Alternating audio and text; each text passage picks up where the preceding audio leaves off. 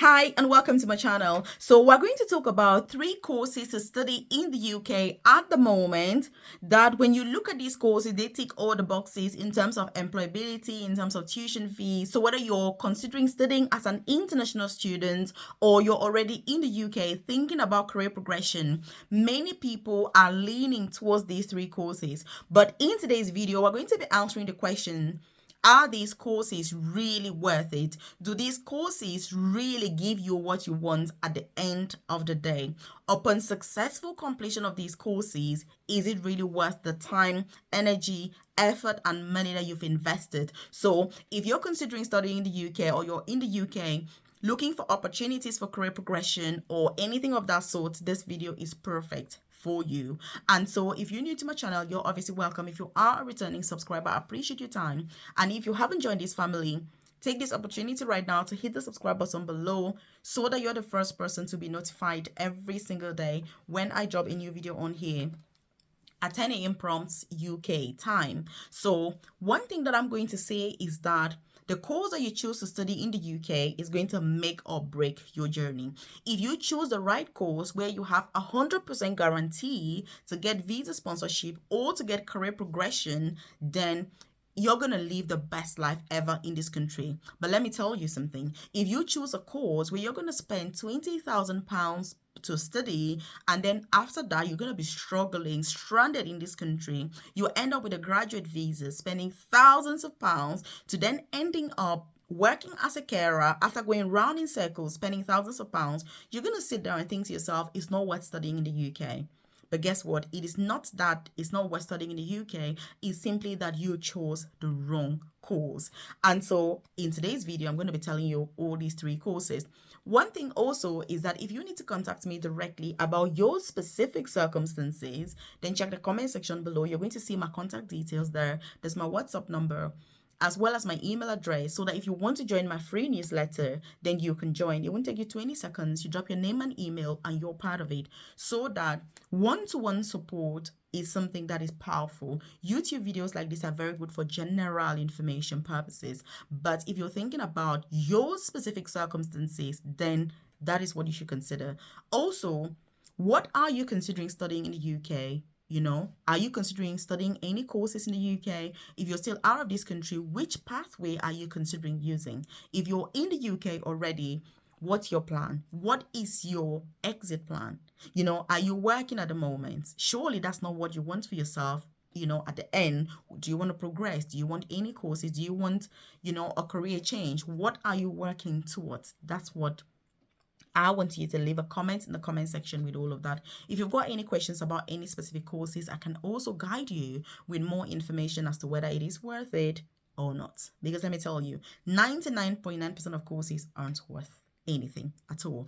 So option number 1 is public health. So if you study a master's in public health in the UK, what are your career progression prospects? The first thing is, for somebody who is still out of the UK, brand new, coming to the UK straight away on student visa, to become or to study this course, what are the prospects? When you look at it, it's going to tick all the boxes. But guess what? If you don't have that underlying professional registration, you're going to struggle, which means that if you're a doctor, for example, you're a social worker, you're a nurse, you're a midwife, or whatever it is you are, if you come to the UK and you're studying this course, public health, you need to make sure that you've got an exit plan, because this public health course is not going to be the exit plan. The exit plan should be to gain professional registration and then make use of that qualification upon successful completion. If you're already in the UK, yes, you can go for it as well, but make sure that you've got underlying professional registration. If you're watching this and you don't know what I mean by underlying professional registration, please leave a comment in the comment section below, and I'm more than happy to provide more information about this. Also, if you're just a normal person and you apply to study this course, they're going to admit you because you can afford to pay the tuition fees. But you need to be thinking about the jobs. What sorts of people can do these jobs? What sorts of jobs can you do? Do they require experience? Don't they require experience? Do they require to have a degree in a related subject? For example, science related, healthcare related, these are the things you need to think about. And by the way, if you're watching this and you're not aware, my name's Melvis. Obviously, I currently work as an advanced nurse practitioner here in England. I started my journey as a carer, in a nursing home. I then studied nursing as an international student. I've gone on to do a mentorship in nursing course at master's level, and I've also got another master's in advanced clinical practice where I did both of my master's courses as apprenticeships. So I was paid by my employer to work and study at the same time. And so working in the most senior clinical job is something that has come with a lot of studying obviously to upgrade myself, but it's all been worth it. And I have only done those masters as on the job training. So not once have I paid my own tuition fees for those masters. And this is just to say that you need to be very wise with how you're studying in the UK. And so if you need obviously one-to-one tailored guidance to get apprenticeships where you're paid to work and study at the same time, or scholarships or courses or employers that will help you to fund your studies so you're not paying ridiculous amounts of money without any job prospects whatsoever, then I'm your girl. If you check the description box below or the about section of this channel, you're going to see a link with more information about my private coaching program so that you can see what is in it for you. If you want to talk to me about your specific circumstances, Melvis, how can you help me with this? Yes, you're talking about all of this, but what is in it for me?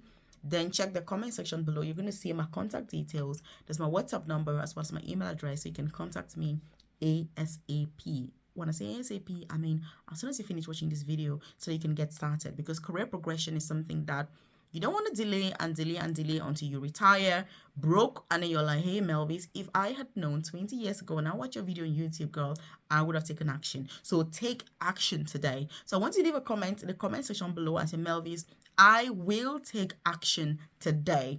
That today is something that is powerful. Don't say tomorrow, because everything else is going to come in, whether it's kids, whether it's friends, phone calls, Facebook, WhatsApp, other YouTube videos. They're going to interrupt, and at the end of the day, you're going to be like, actually, I'm very busy now. No, you can never be too busy for your own success. So that's what I wanted to say. Option number 2 is the nursing top-up course. This is something that I could do a whole video on. If you want me to do a whole video on a nursing top-up course, please leave that in the comment section and I'm more than happy to do that.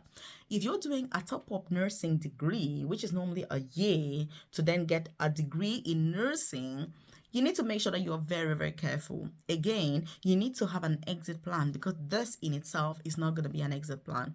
I know some people have said to me that the UK university told them that they were going to get professional registration. Guess what? You will not get professional registration upon successful completion of this course. It doesn't matter whether you're the best student, whether you've got whatever GPA, whether you've got a first-class degree distinction. It makes absolutely no difference, but it doesn't come with professional registration, which means that you still need to follow one of the traditional pathways to get professional registration in the UK.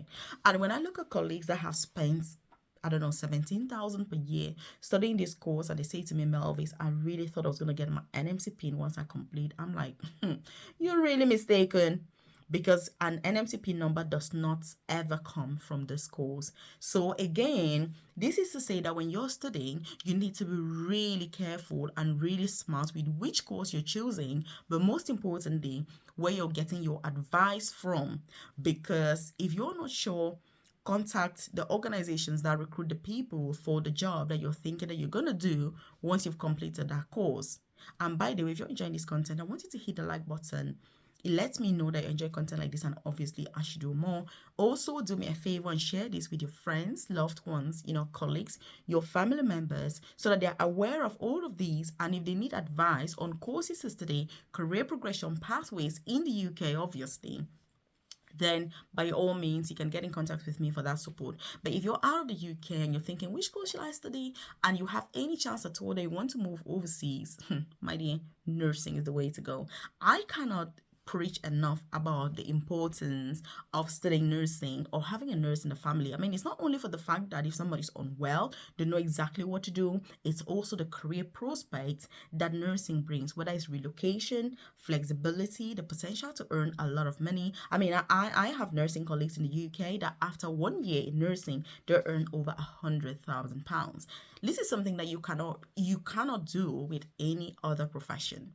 When it comes to visa sponsorship as well, 100% guaranteed. I mean, I don't want to get into too much detail, but if you need more information about this, leave a comment in the comment section. I'm more than happy to share. And obviously, in my time, I'm a huge advocate when it comes to encouraging, colleagues, loved ones, anyone that I meet on my way to be like, oh my God, nursing, you need to get in. And I support people to apply for 1 year courses to become a nurse, 2 year courses to become a nurse, 3 year courses to become a nurse, 4 year courses. There's all sorts of pathways, but what pathway you use depends on your personal circumstances. There are also pathways where you don't even have to pay. In fact, you get paid to study, but like I say, it depends on your personal circumstances. So these are all things that you need to consider. And then course number 3 is healthcare management. So, if you're studying healthcare management without any healthcare background or management background or any of that, I mean, how on earth are you going to be thinking that you're going to get a job with visa sponsorship after that? Because I see people that are like, hey, because when I saw healthcare management, I thought I can become a manager, like on a ward. Look, in the UK, wards are managed by nurses. Nurses are the people that act as deputy managers and ward managers. How would you? It's not possible. You need to be a qualified nurse in most cases, with extensive experience for you to be able to manage a ward. So obviously, healthcare management is not about ward management. There is a lot more to it. But this is just to say that you need some underlying, experience and structural information, organizational policy information or influence or whatever for you to get into this sector. And while when you look on paper, healthcare management looks amazing, it ticks all of the boxes, but it's not easy in real life to get a job in it. That's what I'm saying. Because looking at something on paper and having to apply for a job in real life, these are not the same things. The two scenarios are absolutely distant and worlds apart. I have worked as a manager in healthcare and I can tell you that it is tough. If you're not a nurse, how are you going to do it? I've got no idea. So again, it's the fact that these courses are very good, but it depends on your background. It depends on what else you've done in the past. It depends on what else you're doing at the moment. It depends on what your career prospects are. And for you to know that you've got a really, really good plan as to what you're going to do once you complete the course. I hope I've made some sense. I mean, what do you think about these 3 courses? Have you studied any one of them? Are you considering any one of them? What is your situation at the moment? Please leave a comment in the comment section below. And if you need to contact me, like I've said, check the comment section. You see my contact details, my WhatsApp number, as well as my email address, so that you can contact me directly, join my newsletter, so that I send that info directly to your inbox. If you haven't joined this family, are you for real? Hit the subscribe button below so that you're informed every single day when I drop a new video on here. And I've shared loads of videos here about all these things we've spoken about. Check this out.